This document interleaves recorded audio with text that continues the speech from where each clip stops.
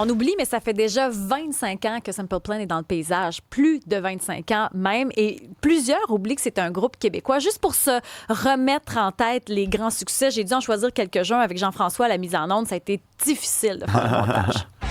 I'd do anything just to hold you in my arms, to try to make you laugh. Somehow I can't put you in the past. Now it's just too late and we can't go back. I'm sorry, I can't be perfect. To be hurt, to feel lost, to be left out in the dark, to be kicked when you're down, to feel like you've been pushed out. My brain, 'cause I remember every sunset, I remember every word you said, and we were never gonna say goodbye. Yeah. Singing la da da da da. I'm just a kid and life is a nightmare. I'm just a kid. Pierre Bouvier, Chop Como en studio avec nous. Merci d'être là. Ben oui, merci de nous avoir. Merci beaucoup. Super le Après fun. une méga prestation sur les plaines à Québec, c'était fou, ça. C'était vraiment incroyable pour nous. Je pense que les plaines étaient pleines. Comme j'ai dit, il y avait 90 000 personnes, je pense, à peu près, là. Mais c'était la foule était en feu. Le show, ça a bien été pour nous, avec Avril en plus, qui est super le fun. Alors, Il y a ce partenariat avec Avril Lavigne depuis toujours, ou presque, là, depuis quoi, 2003-2004. 2003, oui. Vous faisiez sa première partie jadis, maintenant c'est elle qui fait vos premières parties. Vous avez fait une tournée conjointe. Pas exactement, aussi. Non? mais I like where you're going. Mais c'est encore elle qui headline, mais on est parti en tournée avec elle en 2003. Sa première tournée d'Arena aux États-Unis en 2003, on s'est joint avec elle, puis c'était super le fun, puis on a eu bien du plaisir. Puis elle a décidé l'année passée de faire une autre tournée américaine avec nous. C'était super le fun. Très cool. Vous expliquez comment le succès après 25 ans? Ça fait 25 ans que les fans vous suivent. I'm Just a Kid est devenu méga populaire grâce à TikTok, entre autres. Il y a une autre génération qui apprenait à découvrir vos plus grands succès. Ça vous fait quoi? Puis pourquoi vous êtes encore là? Pourquoi ça pogne autant? Ben, c'est une bonne question. Peut-être les chansons. Je pense que c'est sûr que on a réussi à écrire des chansons qui ont vraiment connecté avec des gens. Puis maintenant, il y a un peu de nostalgie peut-être là-dedans aussi qui arrive, que les gens veulent réentendre la musique de leur adolescence. Je pense que ça fait partie de ça. Mais je dirais aussi c'est duré. C'est tout le sens. Le rêve d'un band, c'est de pouvoir avoir une grande longévité, de rester ensemble aussi. Ça, c'est important. Puis je pense que ça montre ça un peu comme dans le documentaire, de comment on arrive à faire ça, à rester puis à pas se séparer.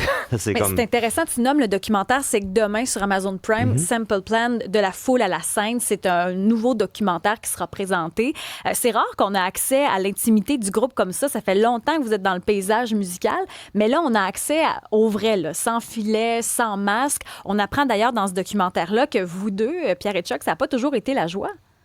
Ben non, surprenamment. Non, regarde, être dans un groupe de musique, c'est une relation qui est encore plus intense que je dirais genre un mariage, parce que c'est un côté business, il y a un côté amitié. En plus, on passe tous les moments ensemble. On finit 6 semaines ensemble on habitait dans un autobus pendant 6 semaines. On est arrivé hier, là. C'est intense, tu sais. Alors, mais on a toujours eu un but commun ensemble. On aime ça travailler fort là-dessus, puis on aime le groupe. Je pense qu'on réalise aussi comment chanceux qu'on est d'avoir eu ce succès-là. Et puis, on veut le garder. Alors, c'est sûr que ça prend des gens il faut que tu acceptes qu'il y a des compromis dans la vie, puis c'est ce qu'on fait. Ben, ça fait depuis 13 ans qu'on fait de la musique ensemble. Littéralement, comme on avait 13 ans, on a commencé, on s'est rencontrés comme au secondaire. Donc, tu sais, tu grandis, tu évolues, tu changes peut-être un peu. Donc, c'est pas évident comme à gérer tout ça. Mais je pense qu'on a réussi à le faire bien. Puis c'est comme Pierre disait, on a les mêmes objectifs. Puis la meilleure chose qui est arrivée pour nous, je pense, c'est qu'à 16 ou 17 ans, on a eu une énorme chicane avec notre premier band. On s'est chicané, on s'est pas parlé pendant 2 ans. Puis on est revenus ensemble pour former Simple Plan. Puis c'est la clé, parce que je pense que si on n'avait pas eu cette chicane-là à 17 ans ou 18 ans, peut-être qu'on l'aurait eu à 23 ans, 24 ans avec Simple Plan. Puis là, ça aurait comme brisé le band. Alors que ça a été très bon de pouvoir apprendre de ça, puis de savoir qu'est-ce que ça prend pour être dans un band. Puis ça prend une certaine maturité aussi. Puis dans ce temps-là, vous étiez très jeune. Il y a vos parents, vos pères qu'on entend dans le documentaire aussi. Comment ils ont vécu ça? Parce que vous avez vous avez eu des bouts difficiles, mais vous avez connu quand même une très, très grande célébrité que vous avez encore. Mais vous étiez jeune quand ça a commencé à exploser, Simple Plan. Vos parents ont vécu ça comment? Mon père, c'est notre plus grand fan. Il y a vraiment, dans son bureau à la maison, il y a toutes mes plaques, il y a tous les posters. Il a fallu qu'on lui dise, ma mère et moi, qu'il fallait qu'il arrête de plastifier tous les articles qu'il trouvait, là, parce que ça commençait, il n'y avait plus de place dans les murs. Là. Même j'ai 2 frères, mes 2 frères, ils ont commencé à sentir comme, ouais, c'est juste Pierrot, là, on célèbre juste Pierrot. Mais nos parents nous ont toujours aidés beaucoup. Puis maintenant que nous, on est parents, on voit que ça peut être difficile de... Tu sais, tes enfants, ils ont un rêve qui est un petit peu...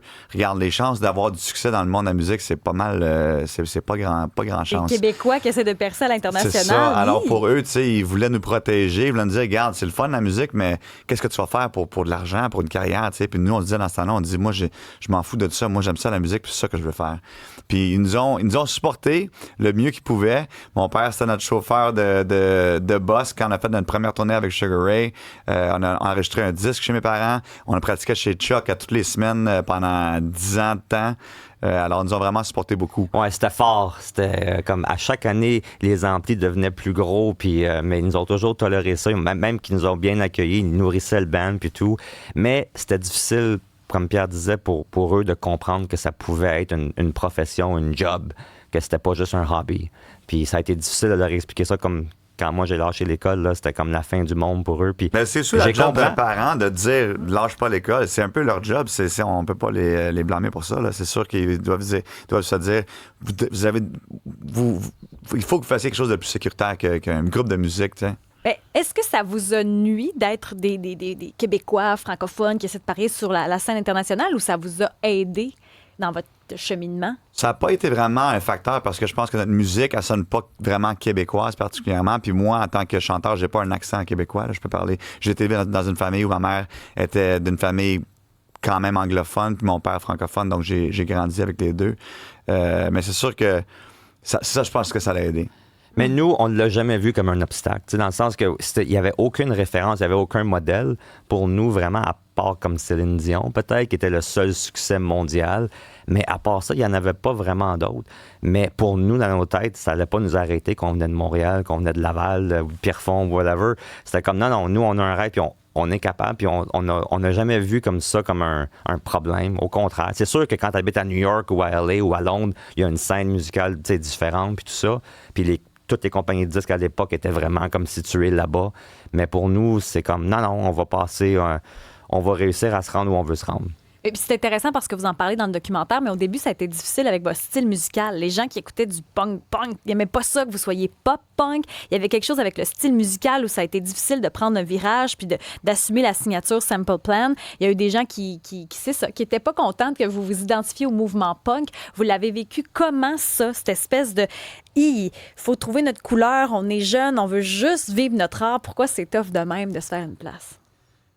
Oui, c'est un petit peu un challenge, je dirais, parce que surtout, on avait un groupe avant qui s'appelait Reset, qui était vraiment agressif, vraiment plus rapide, punk, puis c'était plus même politique, je dirais. Puis moi, j'étais comme tanné de faire ça. On était inspiré par le nouveau Blink-182 qui est sorti en 99, qui s'appelait Animal of the State. Puis on voulait faire quelque chose de plus, je sais pas, c'est un style différent un peu. Puis c'est sûr qu'au début, c'était pas accepté par tout le monde, mais on s'est dit, c'est ça qu'on veut faire, on croit là-dedans, c'est ça qui est plus authentique pour nous. Puis on a juste suivi ça.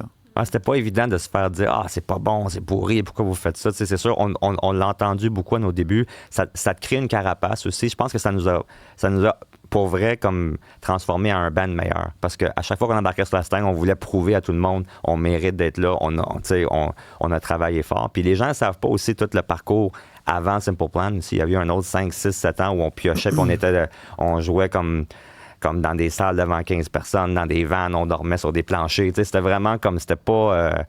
on l'a quand même trimé dur avant d'arriver à Simple Plan. Vos textes également parlaient beaucoup aux ados. Moi, j'aimerais qu'on entende la chanson qu'on a sortie, Jean-François, Untitled. Il y a beaucoup de choses que vous avez écrites où les jeunes se sont reconnus. Cette chanson-là, c'était choc là, pour tous ceux et celles qui ont pu regarder la vidéo à Musique Plus, entre autres. How could this happen to me?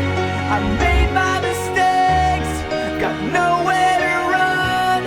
The night goes on as I'm fading away.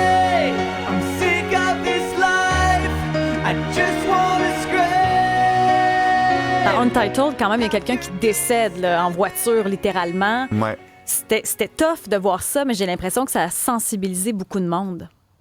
Oui, je pense que oui, c'est un thème qui est important, je pense. Mais je pense que quand on est adolescent, c'est là que si un groupe parle d'avoir des problèmes ou d'avoir des difficultés, les adolescents, je pense qu'ils embarquent là-dessus parce que c'est la première fois dans leur vie qu'ils commencent à vivre ces émotions-là. Mais on se rend compte aussi que plus tard, dans la vie, en tant qu'adulte, on a plein de challenges aussi qui, tu sais, comme je réécoute Perfect ou Untitled ou I'm Just a Kid ou Welcome to My Life. Puis on dirait que des fois, je me sens encore plus attaché à ces paroles-là aujourd'hui, à l'âge de 46 ans, que je l'étais quand j'avais comme 21, 22, tu sais. Perfect, il y a plein de jeunes qui vous regardent puis qui pleurent en écoutant ces paroles-là encore aujourd'hui. Là, il y en a plein qui sont touchés droit au cœur par ça. Là. Puis ça les aide même à sortir parce que vous avez reçu des lettres, il y a des fans qui vous ont écrit. Vous avez aidé certaines personnes à sortir de bouts rough avec votre musique. Ah, 100%. C'est toute une dimension du band qui s'est ouverte avec des chansons comme Perfect, avec Welcome to My Life, avec les paroles comme ça. C'est comme on a vraiment touché les gens dans leur vie, dans leurs émotions. Je pense qu'ils se sont vus à travers nous, à travers nos paroles, à travers le band. Puis oui, c'est vrai que des fois, comme tu rencontres des gens puis ils te disent « Wow, comme si c'était pas pour votre musique, je serais pas là aujourd'hui. » Puis tu te dis « OK, bon, t'exagères un peu. » Mais là, tu l'entends 50 fois, 100 fois, 1000 fois, comme on a des gens qui nous montrent les paroles comme tatoués partout sur leur corps, puis qui nous disent comment que ça a été une bouée de sauvetage dans leur vie, ça les a vraiment aidés. Puis je pense que comme tu finis par y croire, tu finis par comprendre que les artistes, la musique, les chansons, c'est très puissant, puis ça peut vraiment faire une différence dans la vie des gens. Puis on a été chanceux que notre band a eu cet impact-là sur plein de monde. Et vous lisiez les commentaires. C'est quoi le genre de témoignage qui vous touchait justement, puis vous pouviez pas y croire? Ben celui-là, c'est un gros. Là. C'est quand les gens disent que, écoute, j'étais sur le bord de prendre ma vie et puis j'ai écouté Welcome to My Life ou j'ai écouté Perfect et puis ça m'a arrêté. Puis maintenant, aujourd'hui, je suis ici à cause de vous. C'est quelque chose que même on l'entend aujourd'hui puis c'est comme c'est dur à croire quasiment. Mais c'est vrai. C'est... Ah, les gens qui nous disent parfois même, comme ils nous disent, regarde, mon père est en train de mourir, puis j'y ai joué Perfect, puis on s'est réconcilié juste avant qu'il meure. Tu sais, comme t'entends ça, puis tu te dis, OK, wow, comme...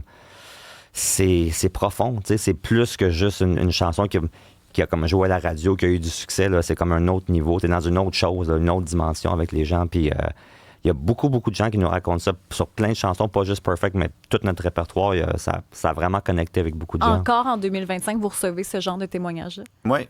Ouais, plus que jamais, honnêtement, parce que c'est comme si les gens, maintenant, sont plus vieux, ils ont eu la chance comme de réfléchir là-dessus, ils ont une perspective différente, puis ils souvent, veulent en parler, ils veulent te le dire. Ouais. Ils veulent te dire merci. Ils viennent te voir. Puis ils disent comme quand j'étais jeune, j'aurais jamais osé vous dire ça, mais là, je vous ai écrit une lettre où j'ai le goût de te le dire. Fait que c'est... On est très... on a beaucoup d'amour comme ça. C'est très spécial. C'est touchant. Ouais, Je vous entends, vraiment. puis je trouve ça touchant, puis c'est pas ma musique. Ouais. La Fondation Simple Plan est toujours en cours, en vigueur. Ça veut dire que quand on achète, par exemple, un billet pour aller voir vos shows, il y a toujours de l'argent qui est remis à cette fondation-là pour aider les jeunes dans le besoin. Mm-hmm. Ouais, il y a toujours comme $1 sur chaque billet qui va à la fondation. Puis ça s'inscrit dans la même démarche un peu que les chansons. Tu sais, on a réalisé comme quand on a ouvert les lettres des gens, on recevait des tonnes de courriers. Puis, tu sais, il y avait vraiment des gens qui l'ont pas eu facile, là, qui ont eu comme des existences tough. Puis on se disait, OK, oui, on les aide avec la musique, mais comment on peut faire quelque chose de plus, aller plus loin que juste faire des chansons pour eux? Puis c'est avoir une action plus concrète qui nous a inspirés à faire la fondation. Puis on a aidé plein de gens, on est rendu prêt. Je pense qu'on a remis presque 2,5 millions jusqu'à maintenant à différents groupes, beaucoup au Québec, à Montréal, parce que c'est de là où on vient. Juste d'aider les jeunes qui ont de la difficulté, ça fait partie d'une des missions du band. Puis vous l'avez pas oublié, ça, d'où vous venez. Puis ça s'entend, puis ça se voit encore aujourd'hui. Ça, je trouve ça vraiment chouette. Puis ça nous fait tellement chaud au cœur de vous voir encore au Québec, à travers les régions du Québec, faire des spectacles. Pierre Bouvier, Chuck Como, on vous manque pas donc sur Amazon Prime. Je fais la promo d'Amazon juste parce que c'est vous autres. Ouais, c'est gentil. On l'apprécie. Juste parce que c'est vous autres. Mais merci de votre passage en studio. Ça nous a fait du bien de vous voir sur les plaines aussi. Puis on vous dit à bientôt. C'est toujours un plaisir d'être ici à la maison. Merci. Simple Plan, en tout cas, ça nous rend fiers, pas à peu près. Puis ça nous rappelle l'époque Musique Plus où il y avait des top 5 anglo-franco le matin pour se préparer pour aller à l'école. C'était vraiment ça. Parlant du Festival d'été de Québec, le festival a utilisé l'intelligence artificielle pour faire sa campagne marketing. Puis ça choque bien du monde au